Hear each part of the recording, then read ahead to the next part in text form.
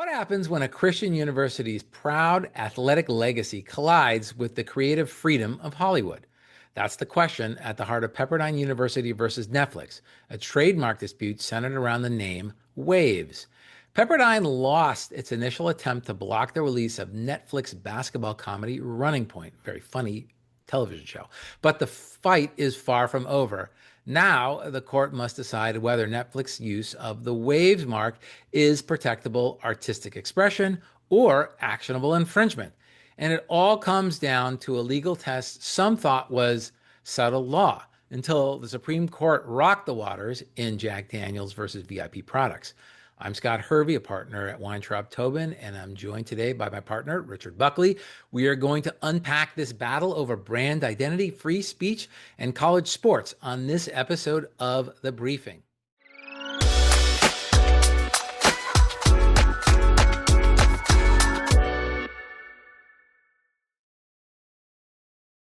Richard, welcome back to The Briefing. Good to have you. It's great to be here again. Yeah. Did you watch Running Point? I have not. Okay, well, you are missing out. You should watch it. It's quite funny.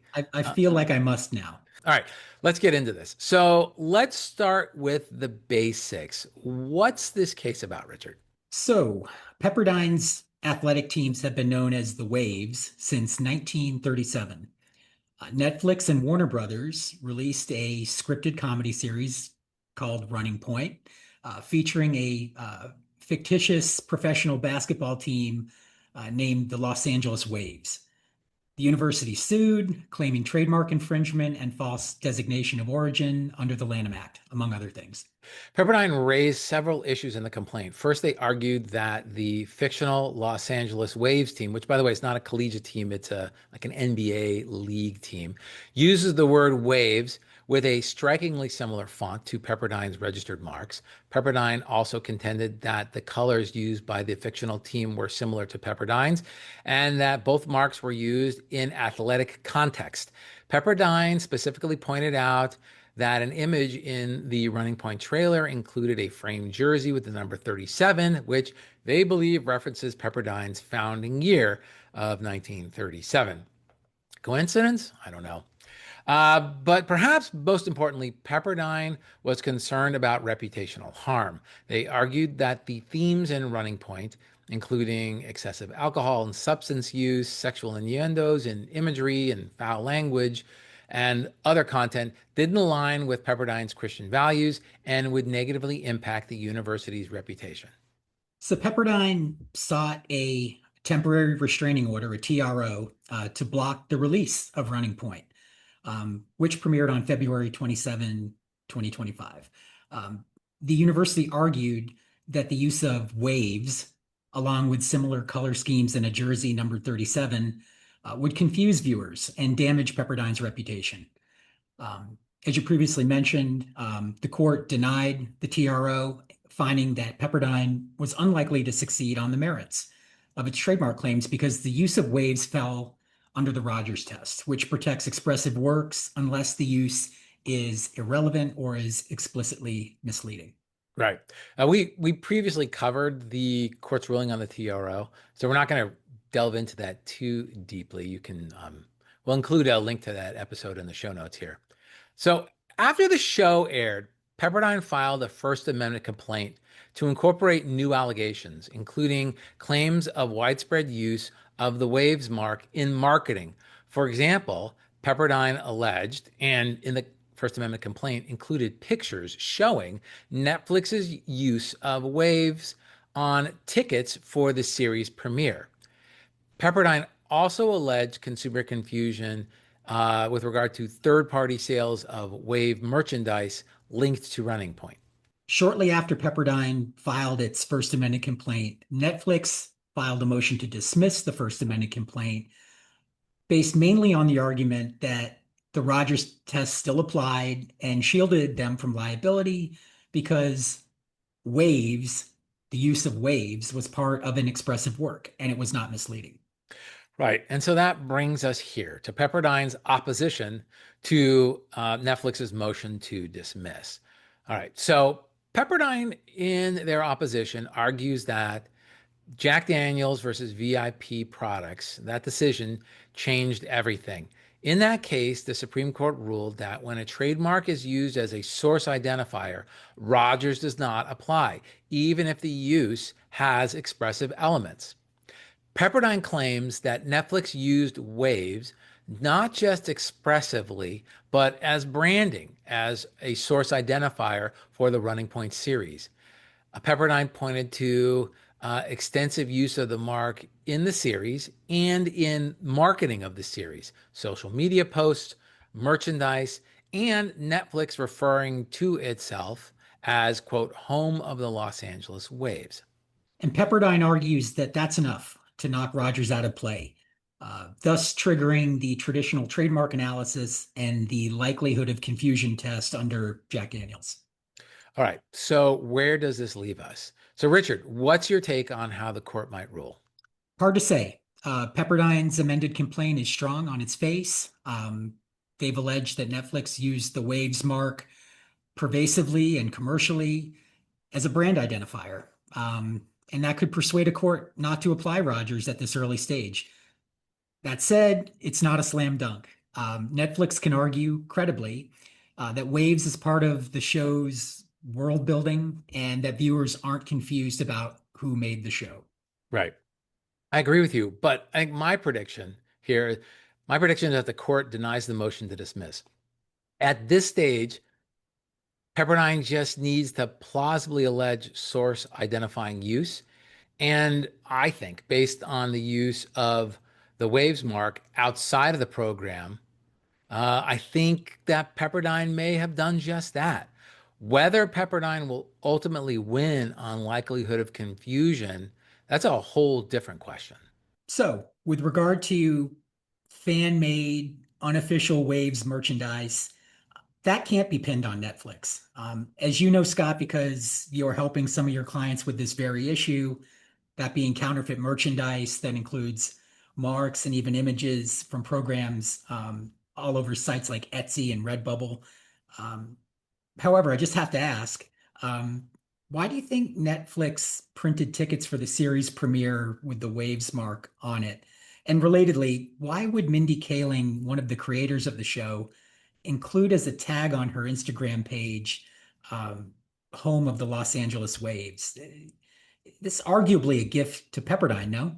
I totally agree with you. I mean, you're the litigator. You tell me, how would you deal with this situation where you defeat a TRO, temporary restraining order, motion for a temporary restraining order, right? Where basically, so goes the TRO, usually so goes the case. But the judge kind of left it open for Pepperdine to show use of that mark outside of the program, and here it is now. How do you, as a litigator, if you were handling this case, like how do you deal with that, or how would you deal with that? I think as a general rule, when you have a favorable ruling on a TRO where there is a prediction that's offered as to likelihood of success on the merits, I think that the general advice in all circumstances would be just, hold serve. Don't do anything that would, you know, give anybody a chance to revisit these arguments, new ammunition, revisit previously made arguments.